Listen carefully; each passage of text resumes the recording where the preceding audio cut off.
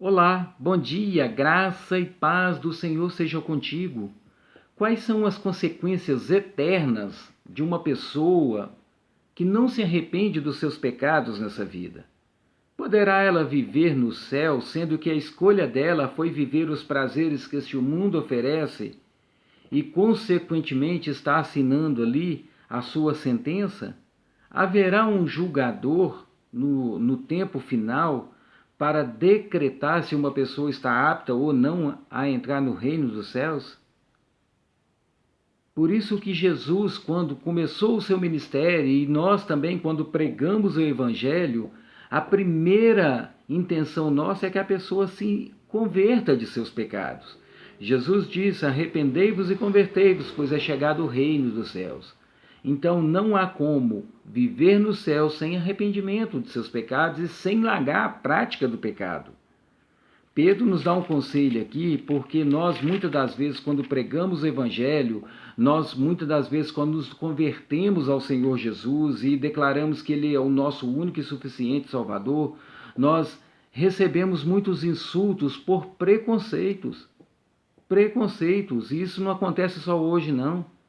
Acontecia lá na época de Pedro, na época dos apóstolos, quando eles se convertiam, eles eram insultados, havia preconceito contra eles. Nós temos vivido isso nos dias de hoje, essa polarização.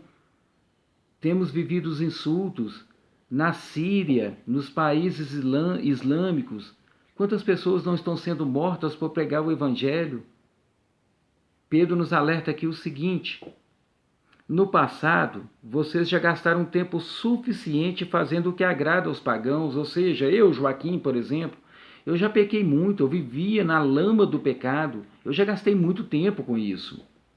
Aí Pedro continua declarando: naquele tempo vocês viviam na libertinagem, na sensualidade, nas bebedeiras, orgias, farras e na idolatria repugnante.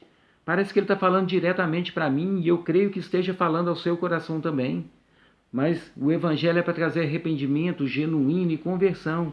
Ele continua: eles acham estranho que vocês não se lancem com eles na mesma torrente de imoralidade e por isso os insultam. Ou seja, agora que eu já não funciono mais no sistema deles, que eu já não vivo mais na lama do pecado, eles acham estranho porque eu tenha me convertido e começam a me insultar porque eu não participo mais do sistema que eles vivem. Mas ele continua declarando: contudo, eles terão que prestar contas àquele que está pronto para julgar os vivos e os mortos. Forte isso, né? Todos prestarão contas a Deus. E será que, se eu não me converti, será que, se eu continuei o resto toda a minha vida na lama do pecado, será que eu estou apto para viver no reino de Deus onde só há santidade? Por isso mesmo o Evangelho foi pregado também aos mortos, para que eles mesmos, julgados no corpo segundo os homens, vivam pelo Espírito segundo Deus. Então, se eu vivo segundo o Espírito, eu estou me capacitando a ser um morador celeste. Agora, se eu vivo na lama do pecado, com todas essas práticas aqui que Pedro nos relata e muitas outras práticas, será que eu estarei apto para viver no céu? Será que eu não estou assinando a minha sentença de perdição eterna? É isso que Jesus vem trazer para nós, é isso que o Evangelho traz para nós.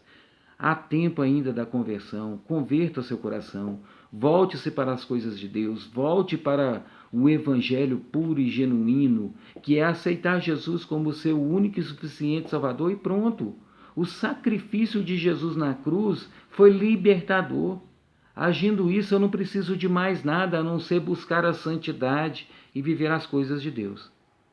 Que Deus abençoe o seu dia, que essa palavra tenha falado forte ao seu coração e que traga aí no seu coração conversão de todas as suas práticas que não agradam ao Senhor e que você viva intensamente o reino de Deus. Um forte abraço, que Deus abençoe o seu dia, em nome de Jesus. Amém.